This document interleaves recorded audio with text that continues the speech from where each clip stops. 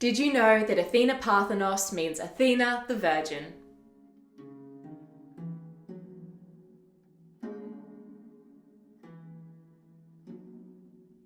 Hello and welcome to World History Encyclopedia. My name is Kelly, and in the lead up to the amazing guided tour, The Treasures of Ancient Greece, that World History Encyclopedia and Andante Travels have curated just for our readers and viewers, this video is all about the early history of some of the sites you will get to visit on the tour: the Athenian Parthenon, Acropolis, and the Agora, when these amazing sites were all complete and intact.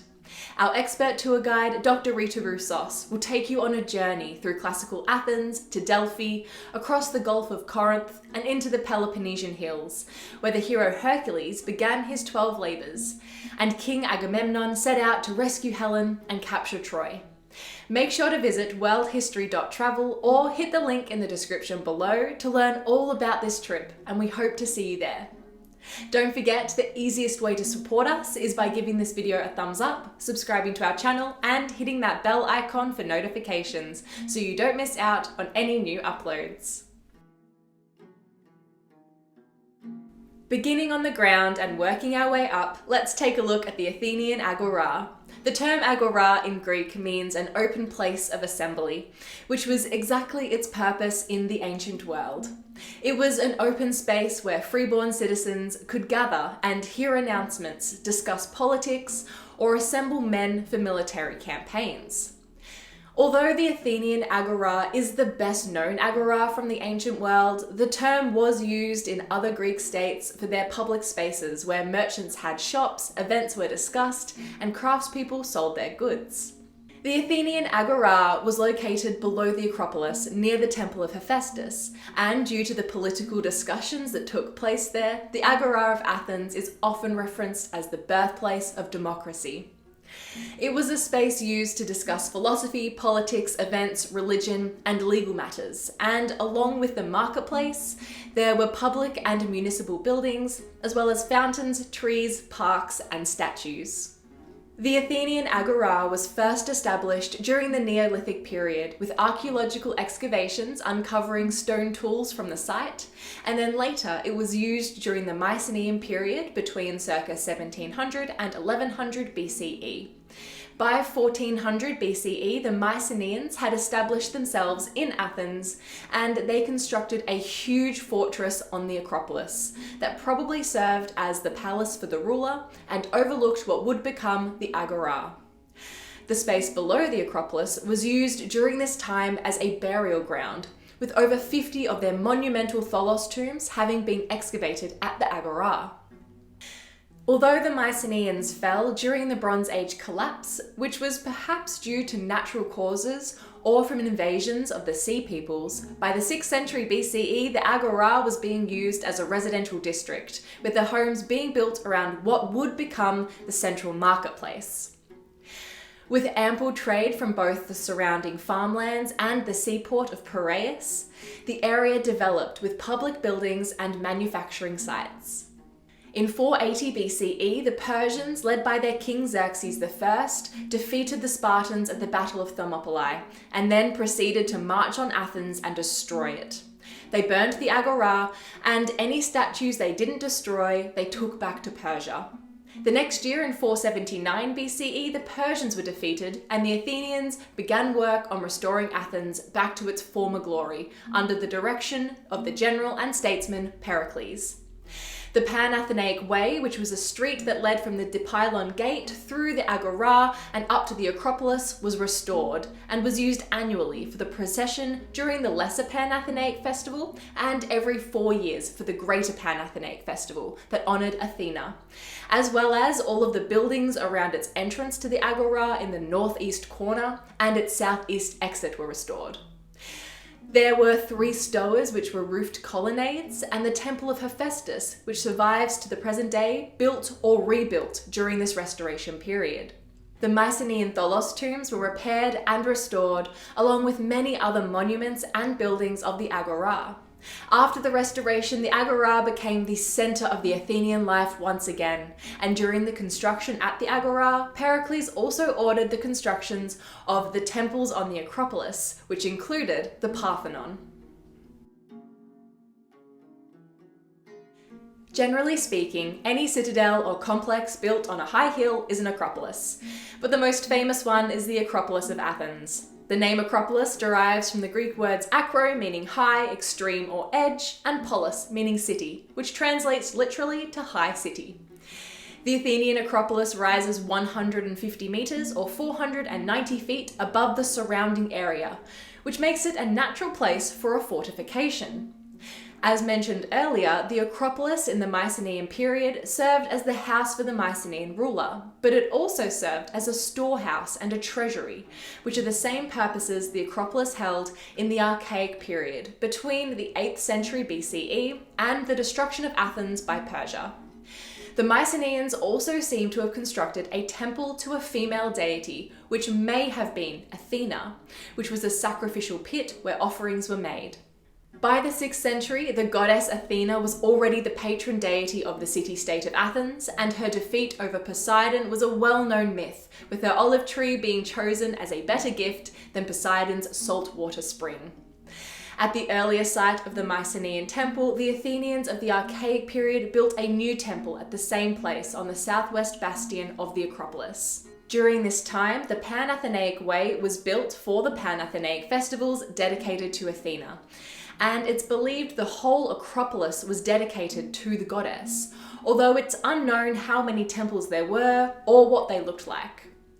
After Xerxes I invaded Athens with his army and burnt it, he not only destroyed the Agora, but all of the temples on the Acropolis as well. Heaps of work went into clearing the wreckage of the city, and then even more time, effort, and funds went into the restoration and rebuilding of the great city-state.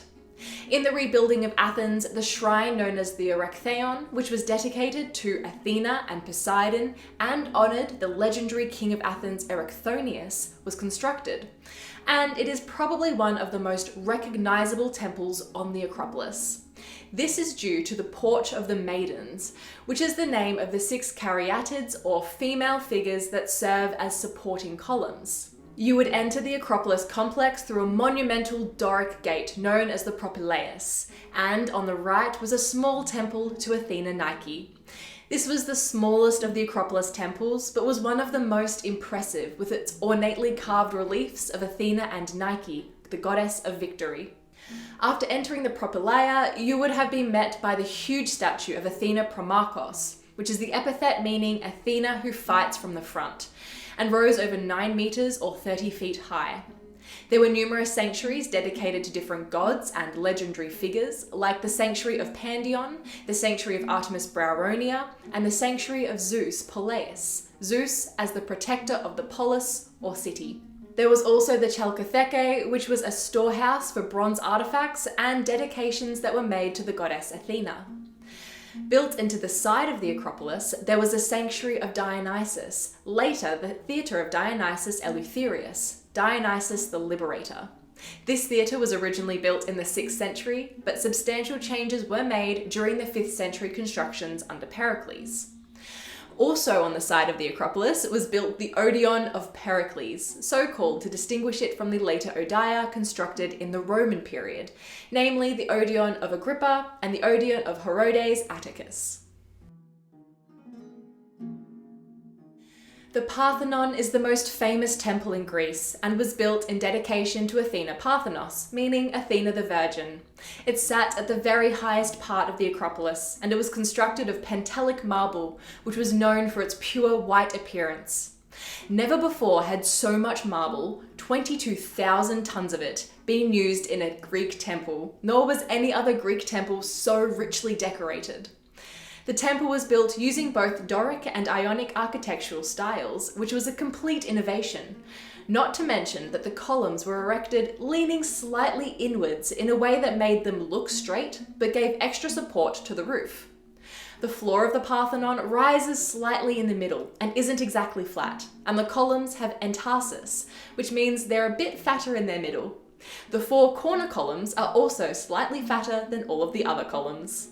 Atop the temple were 92 metopes with a frieze that ran along all 4 sides of the monumental temple, and on each of the 4 corners were lion-headed drain spouts.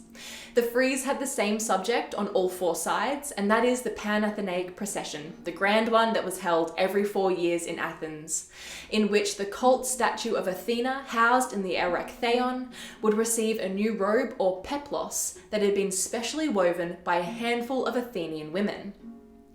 This was a unique choice, adding to the individuality of the temple, since usually scenes from Greek mythology decorated their buildings.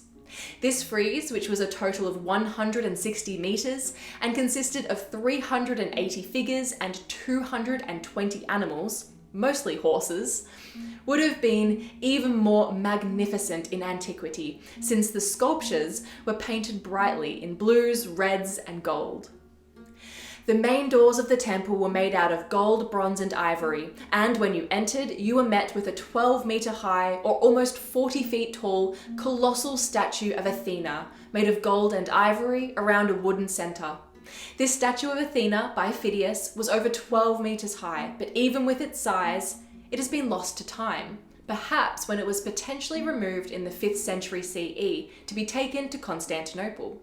Since Roman copies were made though, we know what she may have looked like, fully armed, wearing an aegis adorned with the head of Medusa, holding the goddess Nike in her right hand and her shield in her left hand, which showed scenes from the Amazonomachy and the Gigantomachy, the battles of the Amazons and the giants.